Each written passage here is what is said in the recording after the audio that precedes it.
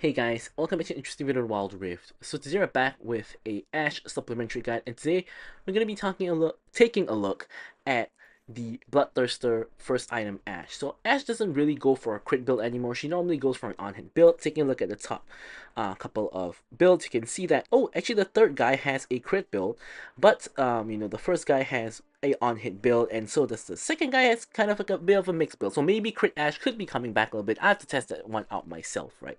But generally, the build you expect to go on Ashe is something like this, right? This is normally what you see on Ashe, Terminus, Blade of the Rune King, and Rune's Hurricane, the standard on-hit items.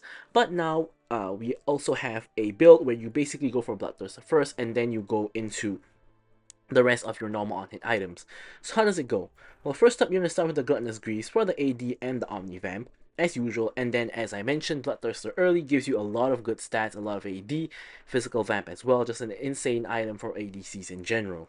Right, then of course you have Rune's Hurricane. This allows you to attack 3 people simultaneously, spread your passive slow onto multiple people at the same time, deal damage to multiple people at the same time, as well as of course, getting the on hits applied onto them as well, etc.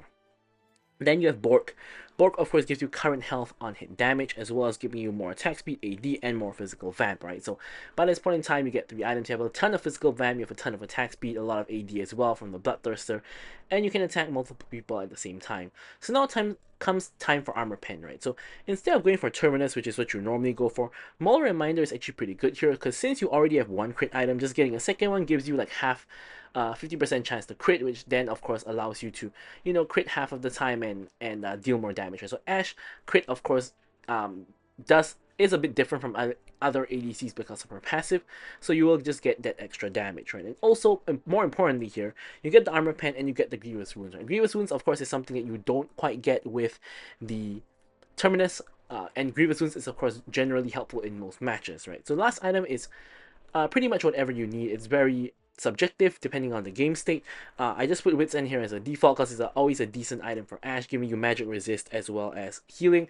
And of course, you do have a lot of other item options as well, like Black Cleaver, like to shred even more armor, or something like a more defensive, such as a GA, Starex, Maw, even things like that, right? So for the runes, it's a standard ADC loadout. You have Lethal Tempo for the attack speed and range, Brutal, just because you auto attack a ton, Giant Slayer to deal with the tanks, Alacrity for more attack speed, as well as Bone Plating for the defensive capabilities. For the spells, you're going to go for Flash and Cleanse if they're CC. Otherwise, your best option is going to be Ghost, which when combined with your slow and your passive allows you to run someone down or even kite them out while they're chasing you if required. And aside from that, you can also go for Exhaust or Barrier if you need it.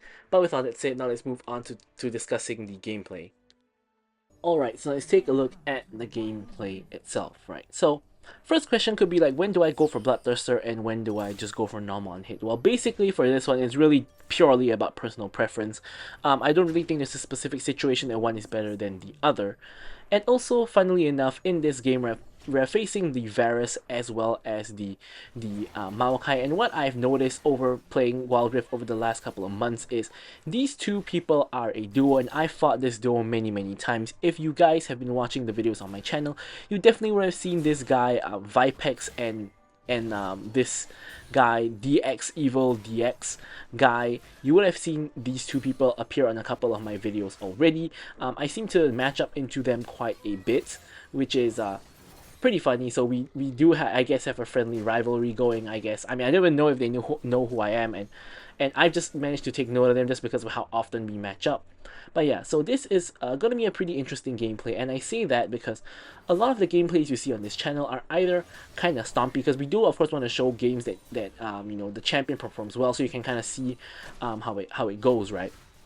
Or you also see those very even games where you can also do well. However, every once in a while, like in this video, we are going to see games where we fall very far behind, and of course those things do happen as well, right? So this is going to be one of those games where we fall very far behind, as you guys can already tell from the title of the video, and now we are going to have to kind of try to get back into the game, right? So looking at the situation right now, I don't think I actually needed to flash here because they actually went ahead and engaged on Nami, and I wasn't really at very big threat, so I don't actually think I needed to flash. And I think that popping my flash there was a mistake. The cleanse usage I think was fine because I did think Maokai was going to push me toward the tower, but I didn't think that I needed to flash in hindsight. Like even in the gameplay itself, like after I actually flashed, I kind of realized that, you know what, I don't actually think I needed to flash right there. So you can see now we have a major issue, right? And the issue is that myself and Nami have used all of our summoner spells, whereas Varus and Maokai still have all of their summoner spells. What this means is, as you guys can see here, now that Maokai engages on us, we don't really have anywhere to run, right? So you can see there that if we were even on summoner spells, the counter bubble from the Nami could have allowed us to maybe kill Varus or at least trade evenly, but because Varus still had cleanse, that meant that he could instantly cleanse the bubble and just murder me, right? So walking up a little bit too far without having summoner spells is the follow-up mistake we make from using up all of our summoner spells, right? So that's not really that good, right? If you guys notice in the earlier stages of the game, being like the first minute or so of the game, we were bullying them into the tower, right? And the reason for that is Nami is a very aggressive early game support. Ashe is a pretty aggressive laning ADC depending on who you're against, right? Ashe is really great into tanks, so like Maokai's, Leona's, and Nautilus's. Ashe is really good into them. And also, you know, she's good into lower range carries. Right? Varus isn't exactly low range, however, he is low range enough that we can kind of outrange him and get autos, right? So we're able to space them and get autos in. And that allows us to kind of dominate the lane in the earlier stages, as Katarina comes in for a very weird roam. Uses everything, but the enemies are not really even that low. Now Yasuo is coming in. We pop Yasuo's shield there, and he gets bubbled. Tries to dash through the minions, but we're able to get out scot-free. You can really see the nerf to Yasuo's shield duration that he got in 6.1b. Like the shield duration being shorter is very, very noticeable. Like you saw that I popped the shield at max range, and by the time he reached us, the shield was already gone. So now popping Yasuo's shield from his passive becomes really, really important. As we spot a couple of saplings in the bush, which obviously we already kind of knew we were there because Maokai had been throwing them in all the time, right? And funnily enough, I think this isn't even the last time we faced this Varus Maokai in this day that I played. Like after this Ashe game, I played a couple more games, and I think in another game I encountered the Varus and Maokai again, which is pretty funny. So here, despite being like one kill down onto them, we are still kind of being aggressive and poking them down. Ulti comes in from the Nami, and Varus counter ults and basically just one shots me at this point. Now Nami gets chain CC'd. Not chain CC, but the Varus chain goes onto her, and then she gets rooted, and Aatrox comes in for the dive, and Nami goes down, right? So now, at this point, we are both 0-0, with Varus picking up 1 kill, and Maokai having 2 kills. Of course, Aatrox did get that last kill onto the Nami, but either which way, you do have a situation now where Varus is more than 1k gold ahead of me, and same situation for Maokai onto the Nami. So collectively, we are like more than 2k down, almost close to 3k down. Now here, I spotted the Varus inside of the bush, and I wanted to cancel him, but we weren't able to quite get the cancel, right?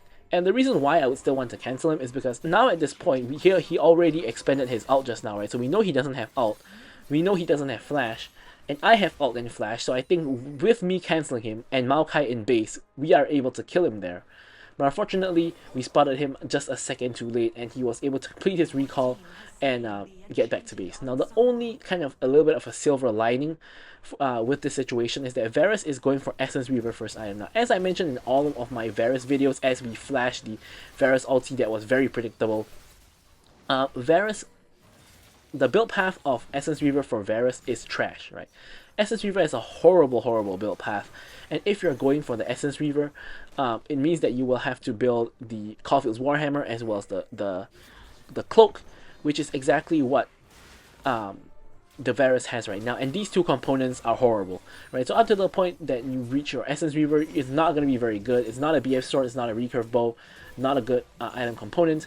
So before Varus actually completes his Essence Reaver, he is not actually as strong as he appears to be, right? I mean, granted, he is more than 1k gold up on us, but that 1k gold difference is not used very effectively, at least in my opinion. So here we are going to reset. Varus and Maokai are not resetting, they are simply pushing down the tower. So Lilia is there to defend. Now this means once again that Varus still has yet to complete his first item, as Lilia here gets the Herald, enemy team gets the Dragon, Varus probably gets the reset, and does complete the Essence Reaver at long last.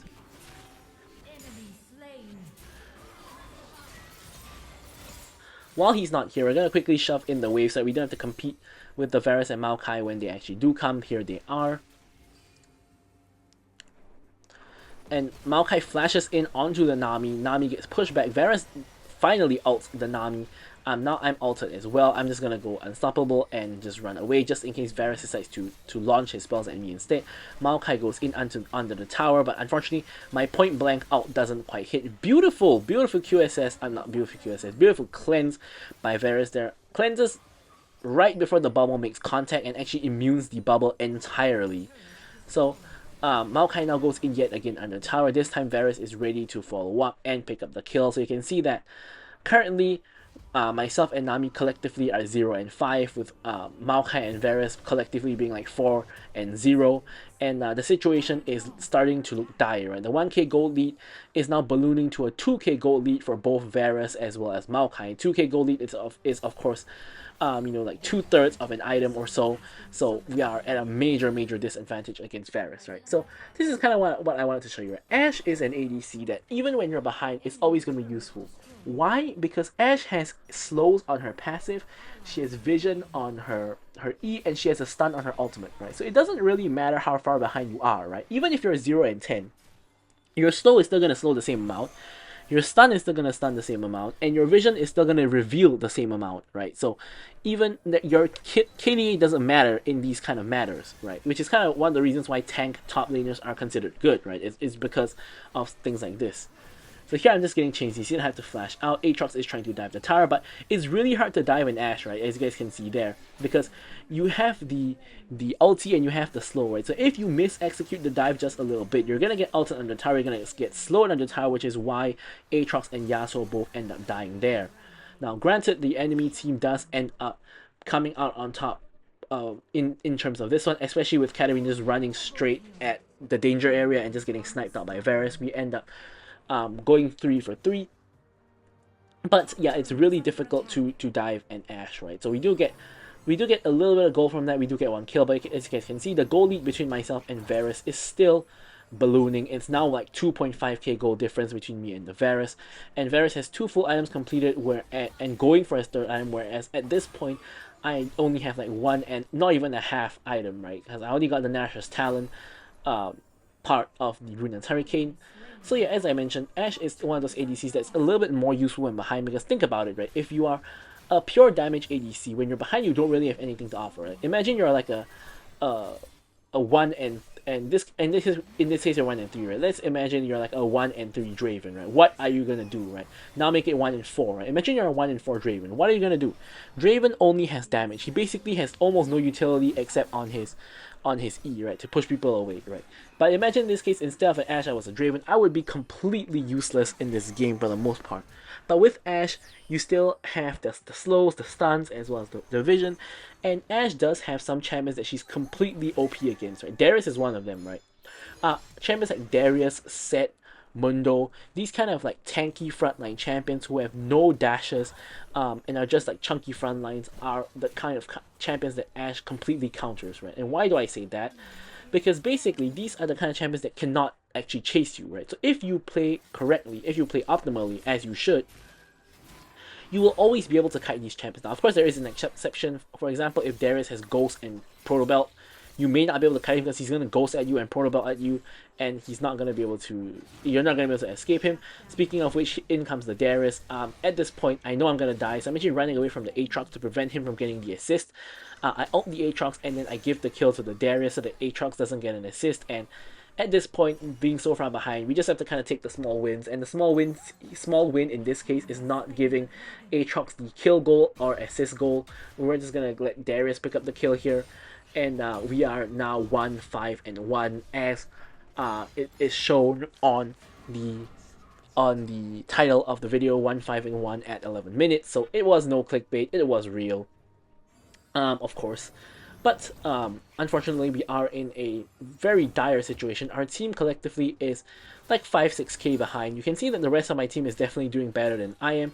You can see you do have a slight lead from Mordekaiser over Darius. You have a pretty sizable lead between Lilia over the Aatrox, and however, in the rest of the lanes, you know, Yasuo has a huge lead against Katarina, Varus has a huge lead against me, and Maokai has a huge lead against Nami, right? So the main saving grace here is actually Lilia. Like, Lilia is doing really well in comparison to her counterpart, which is why it's not like a 10k goal deficit or whatnot at this point. Now here Mordekaiser goes in with the ulti. Fight is breaking out here as the Baron is spawning. Maokai comes in. I'm just hitting whoever I can actually reach here at this point, which happens to be the Maokai. I'm slowing him down. He pops the gargoyles. I'm still slowing him down with my autos. He can't really escape. Nami gets the bubble on him. We get the kill eventually, but look at what's happening on the other lanes, right? Mordekaiser picks up 2 kills, and Yasuo and Darius are pushing into the inhibitors. Lilia has to defend one inhib. I'm going to go ahead and defend the other one. Now I got Runan, so this is going to be a lot easier to wave clear with the Runan's Hurricane, like you guys can see here. And meanwhile, my team is chasing down the Varus, but it's not really working out with Yasuo now coming in. Now I'm trying to get the snipe onto the Varus. Here I dodge the Darius. Boom! I actually hit Varus right on the steps of the fountain, and I'm able to snipe him and get the kill. Pretty nice if I do say so myself. Now at this point, the whole game I've kind of been behind. Now I'm just struggling to farm here, so I'm just going to farm the jungle since I can't really find farm anywhere else. Now, however, the thing you could say about this is that Lilia is here, and Lilia is technically the fed one on my team, so you probably want Lilia to be getting farm instead of myself stealing farm. But of course, you know, it's solo queue, and in solo queue you never know who you can rely on other than yourself. Just because someone is very far ahead doesn't mean they're not gonna instantly int at a crucial moment, right? Whereas, I mean, you could do that as well, right? But at least it would be kind of your own fault, so that would be in your hands, not someone else's. So here, we are kind of setting up around the Baron area, doing the Baron here. This is going to be a huge objective bounty if we can get it, and also just a huge swing of the game. Now here I'm kiting away from the enemy team. I'm just hitting whoever I can hit with the first target, which is Maokai. Now here with the Runams, I'm spreading to everybody. However, my team is slowly kind of dying one by one. Yasuo is now on top of me, chasing down the Lilia. However, he overchases and we do get the kill on him. Now me and Lilia are running back in onto the 3 of them. These are the 3 people I can actually kite for the most part. Aatrox doesn't have ult anymore. So you can see here, I'm just kiting the Aatrox. We get the kill onto Aatrox. Now I'm trying to kite the Darius. Darius is a very nice pull here. Very nice lifesteal. Ults the Lilia, but we eventually get the kill onto the Darius. The bleed finishes off the kill onto Lilia. And all things considered, I think this is a pretty decent fight, because I think that my team being behind overall and still being able to basically have an even trade with the enemy team is definitely a positive thing. Now in the meanwhile, this finally gives me a little bit of time to farm minions, which I couldn't really do previously because I basically couldn't really step up. But with the entire enemy team dead or respawning, I'm able to finally get enough to get the Blade of the Rune King. And now I have basically my 3 core items of Bloodthirster, Runans, as well as Bork. And this will of course put me to that kind of threshold where I can do some meaningful damage and hopefully change the course of this game, right? So despite being very far ahead, I believe this is a game where you can still kind of see the strengths of Ashe. I'm actually catching up in terms of gold with the Varus. Now I'm only 1k gold behind compared to what it was just now, which was like 2.5k gold or so. And here, whilst my team is getting engaged on my enemy team, I'm thinking of whether or not I should go and help them. I'm thinking of securing the Skull Crab here to ensure we have Baron vision. Now I'm kind of walking around to the safe route here to try to cut off the Darius. Now here you can see Darius can't really run because of the slows. And here I'm just hitting again whoever's the closest here. Look at this fight, right? Aatrox is trying to run in. He's getting just completely destroyed by the slows from me, and Lilia ends up picking up almost all of the kills.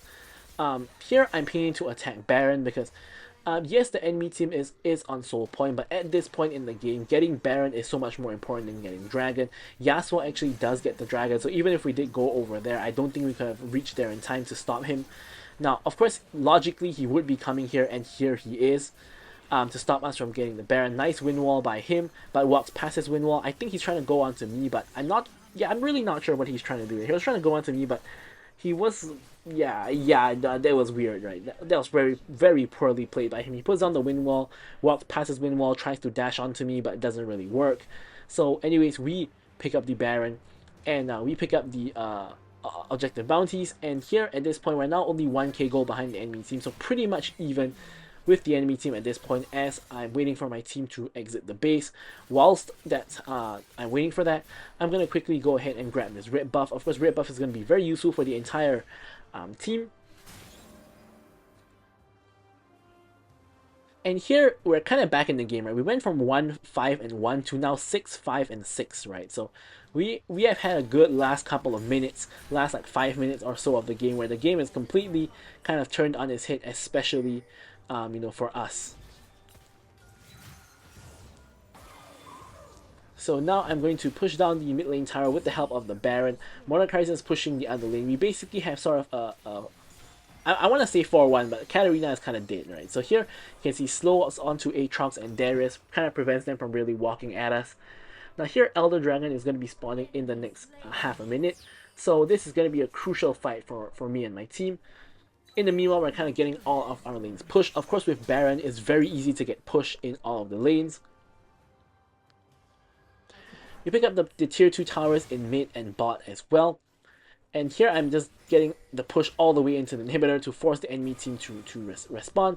But I'm not going to overstay there because it's very easy for the enemy team to engage on me. Speaking of engaging, they are very hardcore engaging onto the Lilia. I try to pop the ulti. I stun the Maokai to prevent him from doing anything here. So here we get into a very convoluted chase onto Maokai and Varus, right? So here I was trying my best not to use my flash because I didn't want to waste it, but I'm gonna have to use it if I want to catch the Varus here. So both me and Varus trade flash for flash essentially here.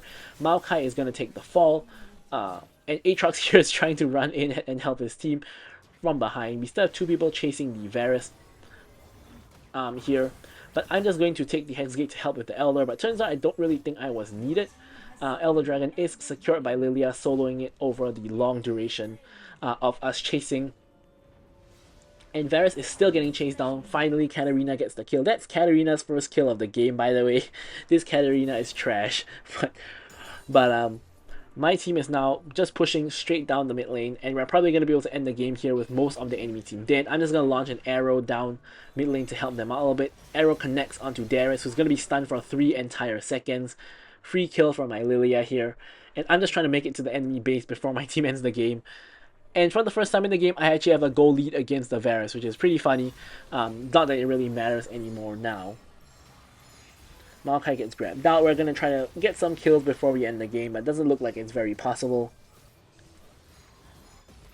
Yeah, Maokai goes in, trying to blast him, but he's stuck on 1 HP. Will the Elder proc on him? It doesn't. Aatrox though dashing out. We get the kill onto Aatrox. And Maokai comes back out once again. We're trying to kill Maokai. There we go. We get the kill on Maokai, and now we can end the game. There we go.